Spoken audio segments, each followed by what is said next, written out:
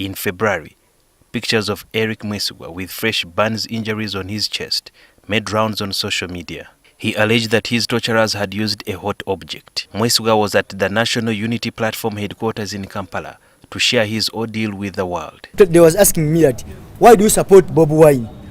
What are you planning to do for this government, for President Museveni? For me, I was telling them that for me, I don't know. For me, I'm just a supporter for NUP. He also met the new President Robert Kyagulanyi, who condemned all forms of human rights abuses. Less than a month down the road, Mwesigwa has changed his story. Today, accompanied by someone he called his brother Joseph Kadu at the Ministry of Defense headquarters in Mbuya, he told about how No promised him money to portray the government in bad light.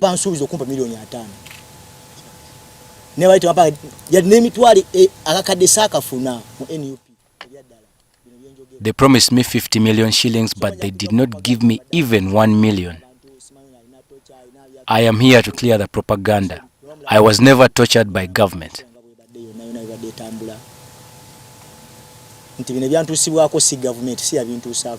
These groups, particularly the National Unity Platform, NUP, have over time made it a norm to parade the people with bodily defects occasioned by normal accidents to masquerade as victims of torture inflicted on them by security personnel. It vindicates us to show that these people, because of these amateurish attempts, they are beginning to be ashamed of the torture that they are meting out on Ugandans. Kadu claimed that he was the next victim.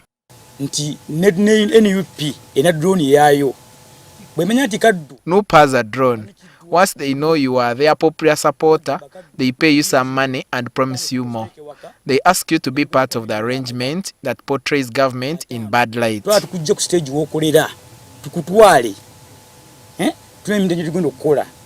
Mwesigwa was asked if he can remember who tortured him and if he knows how it was arranged. You cannot tell who is coming for you. It is very secretive. We use WhatsApp calls to avoid being tracked by government. According to Mwesigwa, NUP has vans commonly known as drones, which they use to stage kidnaps. So is the state saying they are no longer in charge, that now all of a sudden people can begin to arrest others using drones and so on? We know who uses drones. Although the army has not mentioned who they will hold responsible for this incident, the UPDF spokesperson Brigadier Felix Kulayigye said investigations are being done. There's another big fish.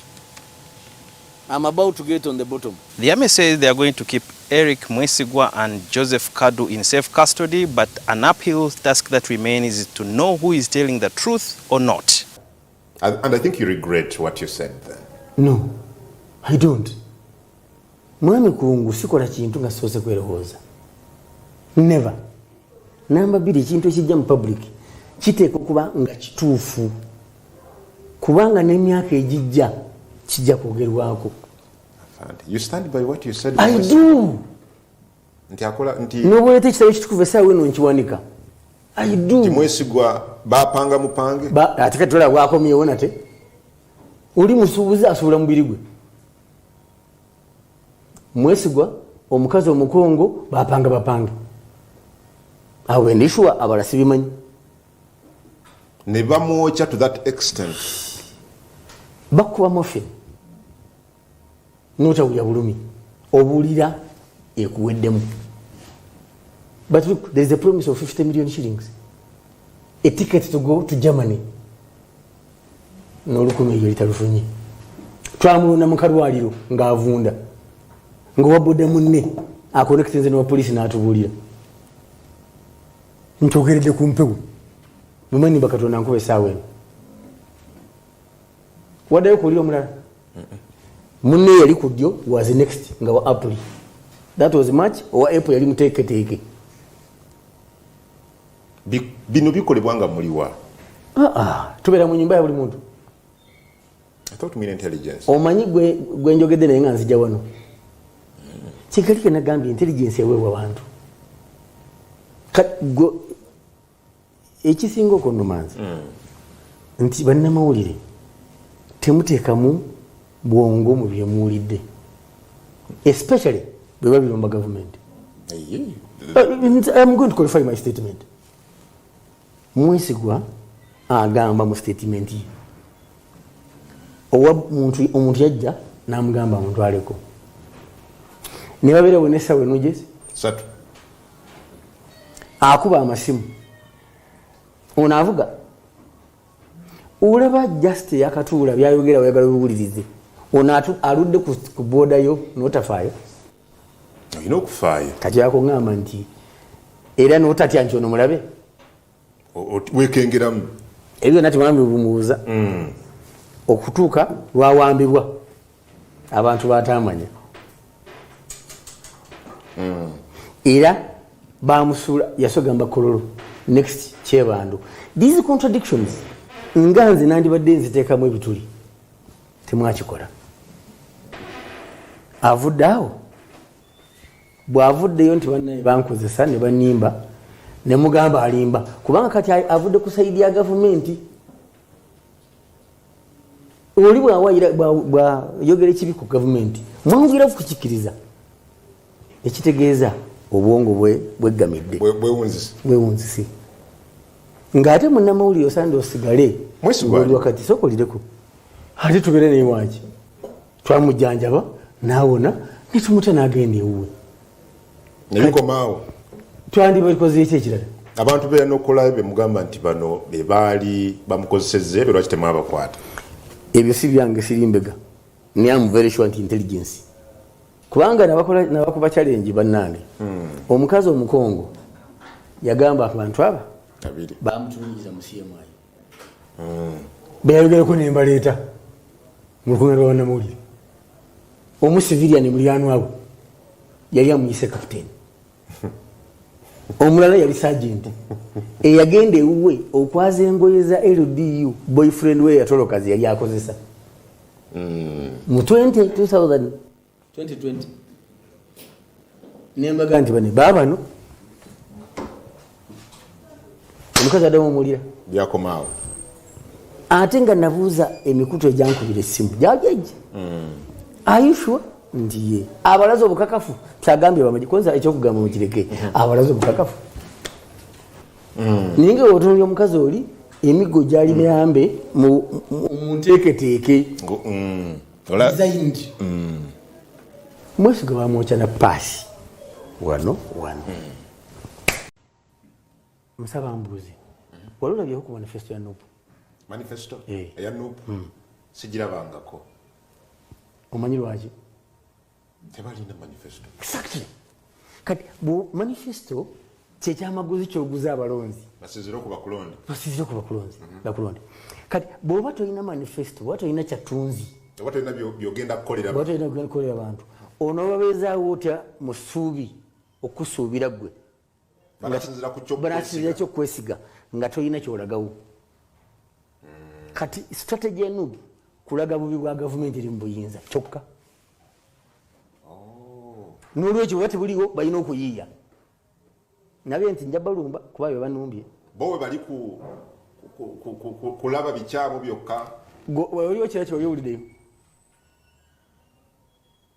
Bobi Wine weri anonya kule tugamba bamaje bajja bongeza omusaala kakadde buli mwezi let me tell you private buli kimu kiina ekiseera kyakyo bayibuli wegamba mu mubuulizi 3 is time for everything time y'okusirikale okufuna miliyoni egenda kutuuka it depends on the resources ate badde obuuza nti kiki baasuubiza ekyo kyekimu kwebyo naye kati manifesto ye permanent contract n'omulonzi in its absence olina okuyiiya sobono sinye nkyebagala bayiya kiri nenkirinnyamu eggere bakikola mundu wagindaba next yali alinze nenkirinnyamu eggere so nja kuvumibwa I don't care tagingira ku bwana Kulayigye ono awotosenga ekikola kyataba omwanikeko bwana Kulayigye olinawo abaana abakuzeemu abatuuse okwakisesinga social media bw'oba balina nkwegayiridde tokugulawo olutalo lwa bigambo na bannayuganda abanyigirizibwa bwana Kulayigye nsobola okukuleetera okuyoya okuddayo wakawo ng'abaana bo beebase bwana Kulayigye nsobola okukufuula taata takyali munsa mu maaso g'abaana be Bwana Kulayigye nsobola okuyingirako munda ne nkulangira n'amalalo ga kitaawo g'otakoolera. Bwana Kulayigye nkulaba ng'omulema atalina migga yeekaniikirira okuwalampa olusozi ga Mbalagala. Olutalo lw'ebigambo ndulaba ng'olusozi ga Mbalagala kyokka gwe omulema atalina miggo gwe yeekaniikirira nti ngenda kulwambuka ekitasoboka. Bwana Kulayigye musigaleyo mukkube emmundu zammwe naye mu lutalo lw'ebigambo nze genero gwe nkulaba nga togenda kumalako.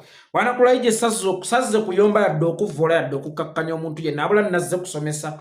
Ngenda kusaba ekintu kimu, kwata ekitabo kyo, kwata n'ekkalaamu yo, teekayo nnyo omwoyo ku bigambo bye ŋŋenda okwogera. Bw'onaabaamu ku nsa n'amagezi wennaaviirawo ogenda kuba olina ky'opiikinzeemu. Tutandise bwe tuti. Bwana Kulayigye waliwo ebintu biri bisatu. Ekisooka bakiyita gavumenti. Ekyokubiri NRM party. Ekyokusatu magye. Gavumenti erina omwogezi waayo. NRM party erina omwogezi waayo. N'amagye galina omwogezi waago. Nga buli omu alina okwogera ddi lw'alina okwogera. Si kyangu kusanga nti Al-Shabaab erumbye wano oba erumbye abantu erugogo ne weesanga omwogezi wa NRM party alina okwogera ku nsonga eyo. Nedda alina kubeera mwogezi w'amagye. So n'ensonga eziri mu politics ow'okuvuganya omungi ennyo tezirina kwogerwako mwogezi w'amagye. Zirina kwogerwako either mwogezi wa gavumenti oba mwogezi wa NRM party. Olunaku olwaleero gwe Kulayigye nkulabanga Lubaala atali musamirire. Lubaala atali musamirire asanga n'atali wa kika kye n'amwetemba ku mutwe n'amwetemba ku jjoba. Kaakati olunaku olwaleero musajja mukulu ono alinganga Lubaale atali musamirire. Bw'onooyogera ebyo by'oyogera then omwogezi wa NRM ye aliyogera ki oba aliyogera ddi? Omwogezi wa gavumenti ye aliyogera ddi? National Unity Platform tebangako opposite ya UPDF. National Unity Platform opposite ya NRM oba ya gavumenti. Era omwogezi wa National Unity Platform wabako statement yonna gy'akoze mwene muwulira nti babawaayiriza erina ku refutingibwa either mwogezi wa gavumenti oba mwogezi wa NRM. So si mwogezi w'amagye kubanga National Unity Platform tebangako mu kuvuganya okujjako mmwe kumweteekawo n'amagye. Kakati National Unity Platform kyonna kyeyogedde ku NRM tekirina ku refutingibwa magye oba kyonna kyeyogedde ku gavumenti tekirina ku refutingibwa magye, kirina ku refutingibwa oba kujaabululwa na NRM spokesperson oba na government spokesperson. So si mwogezi w'amagye. Olulala oyawulanga ebika by'eŋŋoma. Twawule Bakisimba, twawule ne Gwanga Mujje. Gwanga Mujje beetuyita mbuga nti waliyo ensonga. Bakisimba bye bagikubanga awukkirizibwa okuzina. Naye gwe nkulabanga omuntu eyazinidde ku Gwanga Mujje n'otulowoozesa nti toyinaamu nsa. Weewaawo toyinaamu nsa naye gezangako okukwekako. Oleme kutulowoozesa nti oli musajja musiru toyinaamu nsa. Then ensi ogenda kuddamu gigamba ki? Nti muweerereza mu mazima n'obwenkanya without any favor. Nti temukolera ku order za muntu izo yenna. Nti era amagye kitongole ekyetongodde. Naye ng'ate National Unity Platform bw'evaawo ne yeemulugunya ku bikyamu bya gavumenti oba ku bikyamu bya NRM, munnamagye omwogezi w'amagye g'eggwanga ate yavaayo okugamba alimba.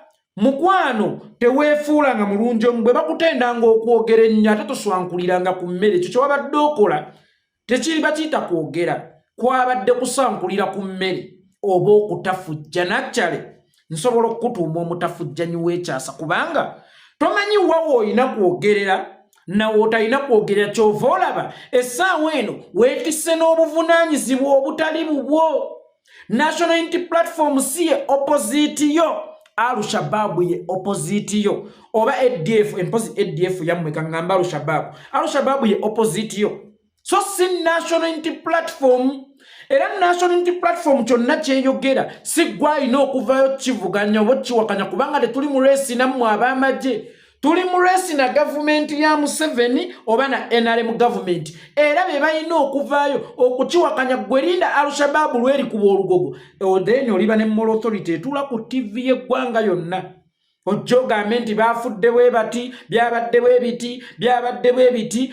bwe biti naye ensonga erimu ebyobufuzi amagye ebiseera ebisinga gabaawo ng'amalungamya kale ne bwe waalizza okwogera ku nsonga eyo katugambozze waalizenga pati mugatta so tewaalirese kiso kusala musango tewaali ekubidde sayidi akyala ebiseera ebisinga amagye bwe gayingira mu by'obufuzi gaba gayingiddewo ng'amalungamya sisinkana ono omwogezi w'amagye yenna yakalanguka ng'ekikoola kyataba omwanikeko sebaakulaga nti kaakati ya defendinga NRM gavumenti enkya najja n'akugamba ffe tetuli mu byabufuzi tukola without any favor to anyone tusaavinga kyenkanyi abange bannayuganda bannange ddala amagye gakyali gaggwanga kati kyekibuzo ekiriwo ddala amagye gakyasaavinga kyenkanyi abantu ddala amagye munnayuganda okyagalinako obwannannyini gwanyigirizibwa nga naye batulugunya omuntu yenna baba bamutulugunyiza ne tuvayo ne tugamba nti naye Mwesigwa guta Museveni lekera okukozesa ebitongole bye by'okwelinda okukola boti ne boti oba gavumenti yo esusse okukola boti ne boti mwogezi w'amagye yavaayo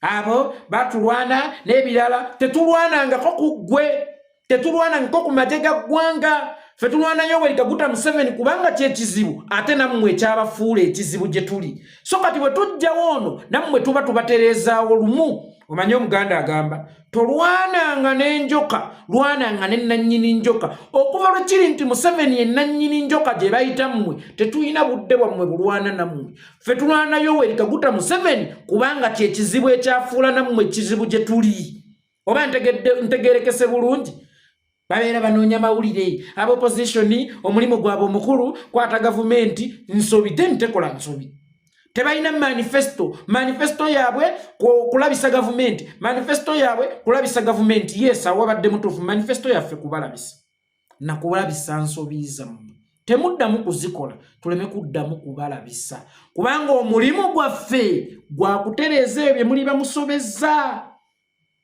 gwakubabirako ensi yaffe gye mubotodde kakati ekituufu kiri nti oli mutuufu manifesto yaffe z'ensobi za gavumenti kubanga ensobi za gavumenti era ze zaatwala abamu ku ffe ku opposition imagine oswazizza uniform y'amagye at least senga wagendedde mu ngoye za bulijjo ku TV at least senga wagendedde mu ngoye za bulijjo ku TV kyali baddokke naye mu uniform y'amagye mu wagenze n'otafujjanira omwo tewaswazizza buswaza uniform y'amagye yokka waswazizza nnyoko ne kitaawo n'abaana bo ne mukyala wo era mukubagiza nga yalaba okufumbirwa omusajja omusiro omuwumba tuutu emmongo ewedde emirimu si buli wamu nti gwalina okwogerera we bakutenda okudduka toyitawo osula we bakutenda okukomaga tokomaganga musambya byonna bye wayogedde tebyabadde tebirina kwogerwa ggwe senga byabadde byogeddwa mwogezi wa NRM oba mwogezi wa gavumenti then it would be okay gwerinda Al-Shabaab bwerikuba olijja n'oyogera kubanga Al-Shabaab ye opposite yammwe fere tuli opposite yammwe aba National Unity Platform tuli opposite ya NRM oba ya gavumenti ya Mwesigwa guta Museveni si gwe teweepuutiwo teweteeka mu sabbaawa etaliiyo ojja kukubirwa bwereere otherwise bakujjanjaba endowooza endwadde ekuyubula olususu ekulinnye ku bwongo nkakasa bulungi nti bw'oba obadde oyinamu ku magezi bw'oba otaddeyo omwoyo ofunyeewo mu bye nkugambye siiba bulungi weeraba.